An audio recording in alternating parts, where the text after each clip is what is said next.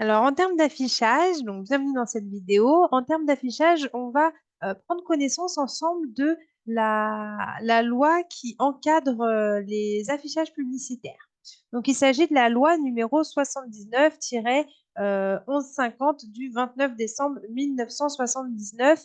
Donc, vous pouvez télécharger ce support de cours en dessous de cette vidéo, comme pour les autres fichiers. Alors, donc, je descends un peu.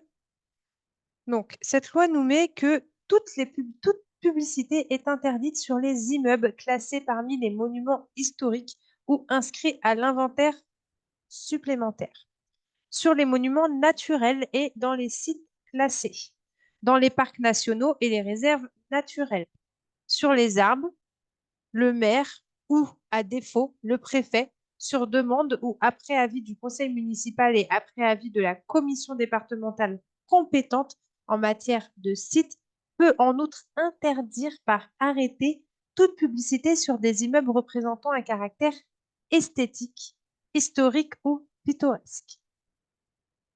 Toute publicité doit mentionner, selon le cas, le nom, l'adresse ou bien la dénomination ou la raison sociale de la personne physique ou morale qui l'a opposé ou fait apposer.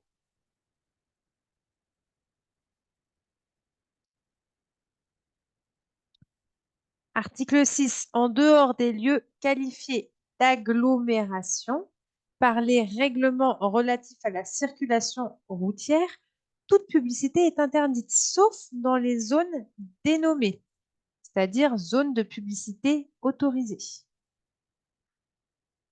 Dans les agglomérations et sous réserve des dispositions des articles 4, 7 et 9, la publicité est admise. Elle doit toutefois satisfaire notamment en matière d'emplacement, de surface, de hauteur et d'entretien à des prescriptions fixées par décret et Conseil d'État en fonction des procédés, des dispositifs utilisés et des caractéristiques des supports et de l'importance des agglomérations concernées. Donc, on va pouvoir déposer nos affiches dans les agglomérations en respectant évidemment tous les articles de cette loi. Sortie d'une agglomération, n'oubliez pas que c'est impossible à cause du dispositif routier. Ce décret précise également les conditions d'utilisation comme support publicitaire du mobilier urbain installé sur le domaine public. L'installation des dispositifs de publicité lumineuse autres que ceux qui supportent des affiches éclairées par projection ou par transparence est soumise à l'autorisation du maire. Article 14. La publicité sur les véhicules terrestres, sur l'eau ou dans les airs peut être réglementée, subordonnée à autorisation ou interdite, dans les conditions fixées par le décret en Conseil d'État. Toutefois, les dispositions de l'alinéa précédent ne sont pas applicables à la publicité relative à l'activité exercée par le propriétaire ou l'usager d'un véhicule, sous réserve que ce véhicule ne soit pas utilisé ou équipé à des fins essentiellement publicitaires. Donc là, c'est pour vraiment mettre la publicité sur votre véhicule.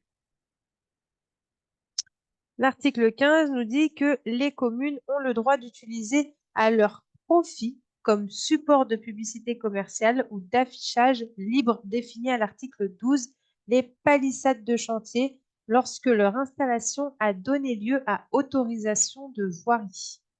Oui, il y a pas mal de spécificités à prendre en compte. Faites attention à ne pas déposer, à ne pas afficher n'importe comment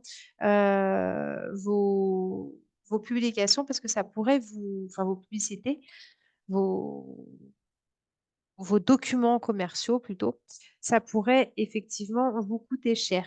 Ne collez pas vos affiches ou vos flyers sur des poteaux de feux de circulation en dehors des agglomérations, par exemple. Ça, c'est complètement interdit.